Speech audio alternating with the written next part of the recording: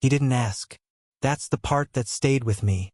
Not his mother's condition, not the hospital discharge date, not even the practical complications. It was the way he stood in the doorway of the kitchen and said, almost casually, "I'm bringing Mom home on Friday," as if he were picking up dry cleaning. I remember drying my hands slowly. "Home?" I asked. "Yes, she can't stay alone yet." It makes sense. It makes sense. The phrase carried the weight of a decision already made. I waited for the second half, the part where partnership lived. "What do you think? Can we manage this?" It never came. "This is my house too," I said carefully. "You don't get to move someone in without asking." He didn't raise his voice. That would have at least been honest. Instead, he exhaled like I was being difficult about something minor. "She's my mother. And this is our marriage." He looked at me then, not angry, just inconvenienced. Friday morning, the day she was discharged, he delivered the line that shifted everything. "I'm going to pick her up at noon.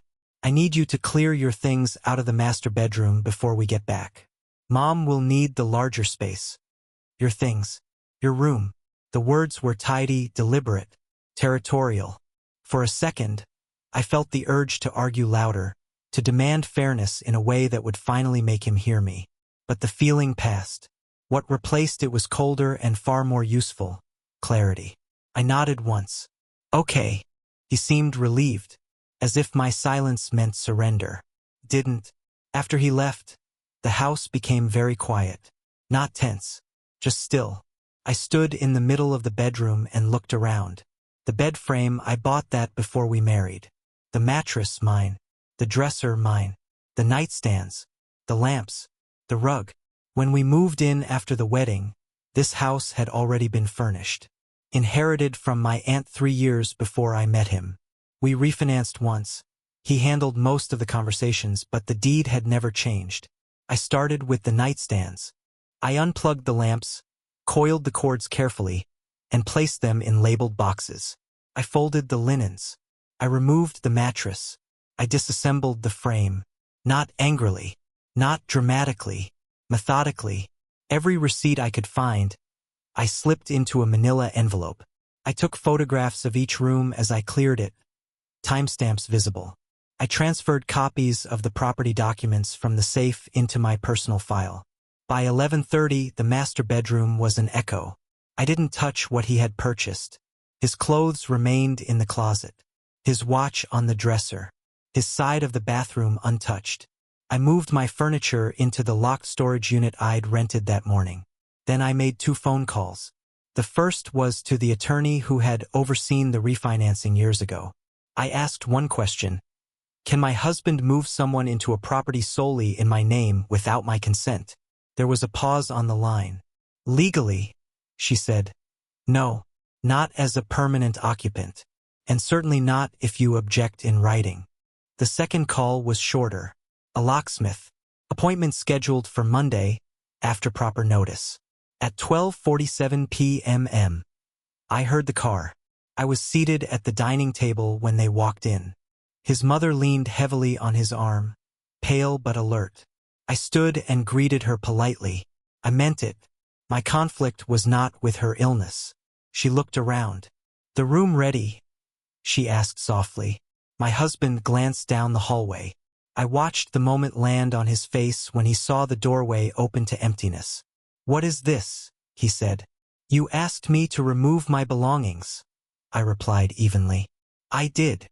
His mother shifted, confused. "Where's the bed?" "In storage," I said. The silence stretched. "I told you she would need this room," he said, lower now. "And I told you," I answered, "that this house requires my permission for permanent changes." He stared at me like I'd broken some unspoken rule. I handed him an envelope. Inside was a written notice, dated that morning, stating that any additional occupant would require mutual agreement. That without it, I would initiate formal steps to protect my property rights. He opened it. His hands were steady. His jaw wasn't. "You're threatening me." "No," I said. "I'm clarifying." His mother sank slowly into one of the dining chairs. "I don't want to cause problems," she murmured. "This isn't about you." I said gently. And it wasn't. 2 days later, a certified letter arrived, delivered while all three of us were home. The return address was my attorney's office. He signed for it. The letter outlined the legal status of the property, occupancy limitations, and the consequences of unilateral residency changes. It was written in neutral, professional language. No emotion, no accusation, just structure. Authority, when it appears in writing, has a different sound than anger. It's quieter, harder to argue with. That evening, he didn't shout. He didn't apologize either. He packed a suitcase. "She can't stay here if you're going to do this," he said. "I'm not stopping you from caring for her," I replied. "I'm stopping you from erasing me." 3 days later, he signed a short-term lease for an apartment closer to the hospital. He moved his mother there temporarily. We now communicate through a mediator. The house feels larger. I moved my bed back into the master bedroom last week. The indentation in the carpet where it once stood is faint but visible. I haven't replaced the rug yet. People assume I must feel victorious. I don't. I feel steady. There's grief in recognizing that partnership had conditions I hadn't seen clearly before. That my flexibility had been mistaken for compliance. That his confidence had been built on my silence. We are not divorced. We are not reconciled. We are paused, legally structured, emotionally suspended. Sometimes at night, I walk through the hallway and notice how quiet it is. Not peaceful, just honest. I didn't win. I drew a line. And for the first time, it held.